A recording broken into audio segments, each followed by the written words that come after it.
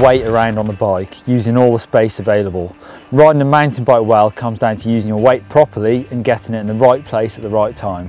Think about your hips being your weight and being really comfortable moving them around. And also from feel, you should know where that back wheel is so you can use all that space. So spinning circles is a lot easier if you're using a clip pedal. But basically what we mean is a nice smooth pedal stroke and not that push, push, push, push. That awkward kind of pedal stroke will really get you in trouble, especially if it's a steep climb and you're searching for traction from the rear wheel. Those constant strokes will just give you enough grip to get yourself up to the top of the climb.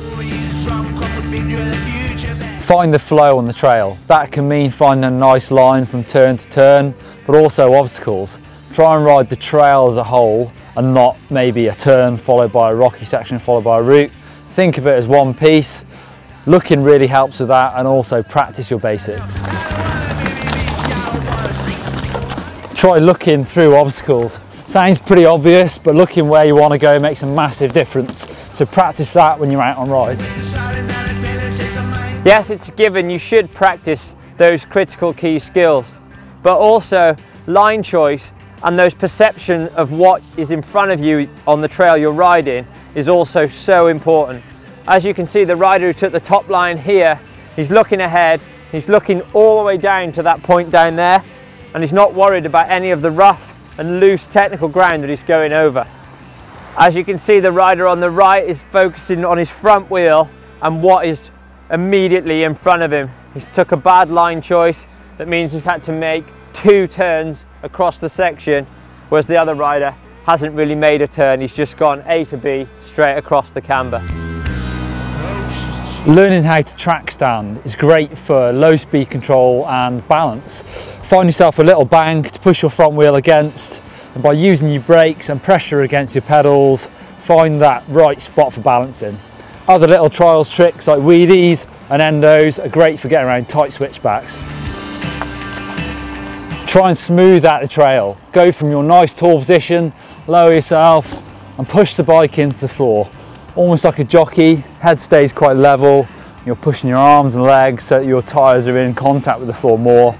So you've got more grip, means you might be able to go faster. Drive the weight through the pedals. Sometimes this is the only technique that you need for rough stuff. By dropping your heels down on the pedals, you're going to push the bike forward and the bike isn't going to slow down so much on those bumps and send your weight towards the bars. The same technique can be used for when you need to brake hard. Stand tall on the bike. I see an awful lot of beginners lower themselves when they get to a scary section. You then lose the ability to pump or soak the trail up. If I rode into this section too crouched to my bike, I've then lost the ability to use my weight properly. Maybe if I need to lift the front wheel or something like that. In this video you see me crouched right down to the bike. I'm really close to the seat as well, so if I hit something hard I might hit the seat with my bum and that's going to send weight up and forwards. Much better to be tall, ready to move that weight around, pump and soak up.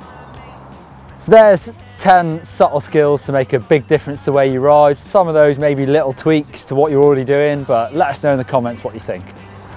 Yeah, and for more videos on GMBN, click down here for how to descend fast on a cross-country race bike. Or click up here for how to ride technical climbs with Si. Also, click on us to subscribe to the channel. GMBN in it, I think, the channel.